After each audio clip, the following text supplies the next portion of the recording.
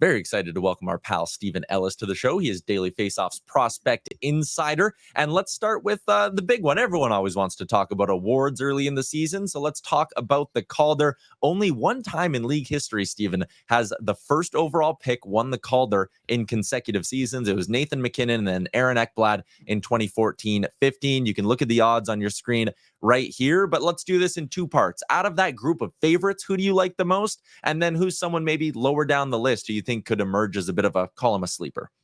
Well, I don't think it's going to be Celebrini. And I think the two that really stand out right off the bat are Matvei Michkov in Philadelphia and Logan Stankoven on Dallas. You see what Michkov's able to do between the preseason, rookie camp stuff, and then everything he did in the KHL last year. Like, this guy is a special prospect, someone that would have been first overall in so many other drafts. I was so high on him, and I know a lot of fan bases were really upset their team didn't take a chance on him when he fell all the way to 7th. But I think this year we're going to be looking at a guy who could put up 65, 70 points.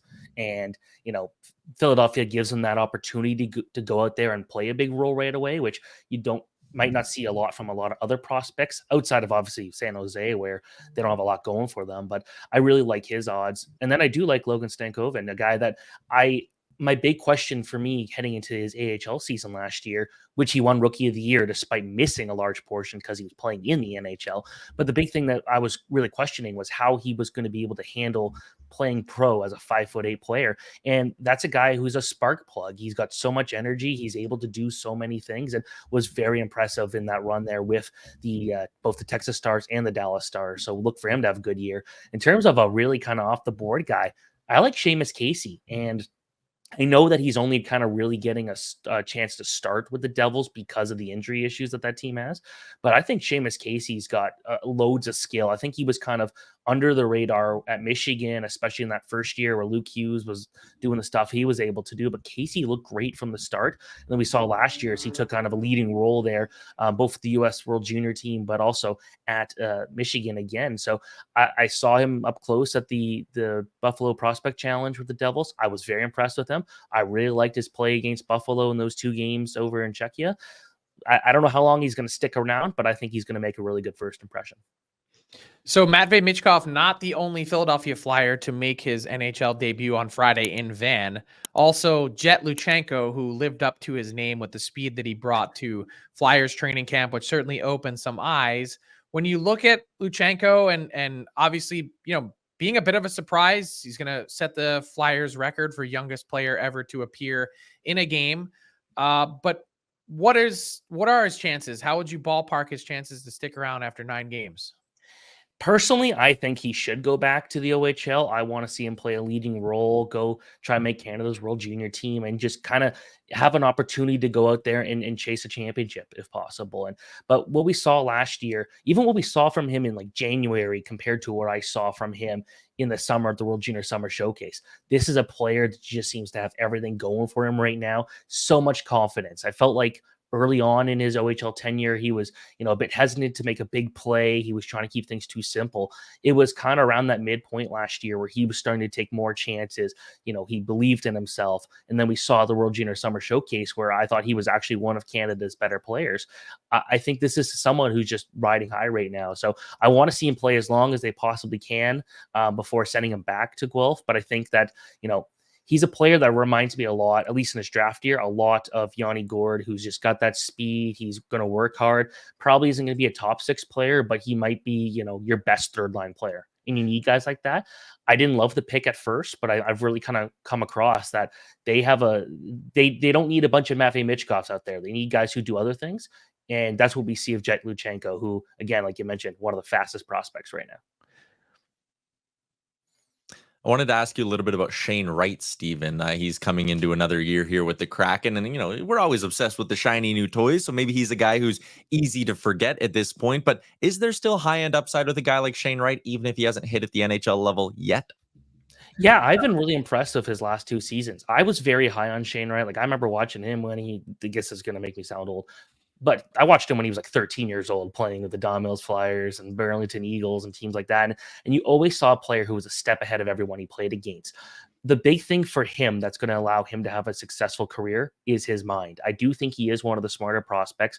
He might not go out there and put up a ton of points every single night, although he had something like 50-ish points last year in the AHL, which is very impressive for a player his age. I think with Wright, you're looking at a guy who is going to be a very good two-way player. And kind of a good comparison is Cal Ritchie, who is currently with the Colorado Avalanche, a guy that, he was a goal scorer at a young age, playing in AAA, goes to the OHL, puts up a lot of points to start, but they molded him into a player who could do a bit of everything. And that's what we saw of Shane Wright. He became a player that is going to be the hardest two-way player out there to play against. He's going to be on the penalty kill. He's going to be on the power play. With Seattle, we're not talking about a guy who's probably going to put up 75, 80 points, but he's going to put over 50 points a season, and he's going to bring that two-way value. So I really still believe in Shane Wright. I still think he's one of my favorite prospects in hockey, and I think he's kind of underrated right now. Yeah, it's interesting. No one's really talking much about Shane Wright. The shine has kind of worn off a bit for sure. The shine is definitely on the Sharks, and we just talked about Macklin Celebrini and Will Smith. How far can those guys take the Sharks this year? What are your expectations?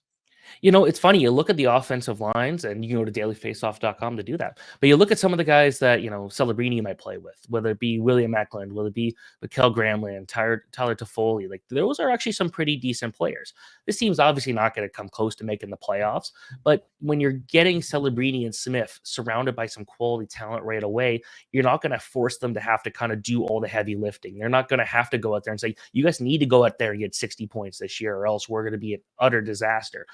What is going to bring them down this year is their defense. And I think that's kind of the thing with this group, where I feel like I probably can make the blue line looking at some of these names here. I'm really not a huge fan of this group here. But with these two guys, I do expect that they're going to get over 50 points. I almost feel like Will Smith's going to probably get more points because he's a bit more offensive minded than a guy like Celebrini, who is just a better all around player in general. I think he's going to be given a lot more defensive responsibility than a guy like Smith. So I think if you're putting money on who you think is going to be the higher output guy right now, it's going to be Will Smith. Long term, they're your number one and number two centerman, it's hard to be any better than that. Like, that's unbelievable. That's a great group. The Sharks do have one of the best prospect pools in the NHL. Those two guys are kind of leading the way. If you get a chance to go see the San Jose Barracuda, they are going to be loaded this year. But when it comes to this year, don't expect much, but it's going to be a lot more fun to watch when you've got your two cornerstone guys doing what they're able to do. Maybe just maybe the Oilers missed Cody Ceci last night. Well, that's kind of sad. That says a lot about the state of the Oilers blue line. Steven, appreciate your time as always, man. Look forward to doing this throughout the year. Yeah, thanks so much. What's up, hockey fans? If you enjoyed that video, then you need to be hitting the subscribe button right here at Daily Faceoff. Exclusive interviews and analysis from our hockey insider Frank Seravalli, fantasy updates from Brock Sagan, and a daily live show at noon Eastern, Monday through Friday. You don't want to miss any of the fantastic content, so hit that subscribe button.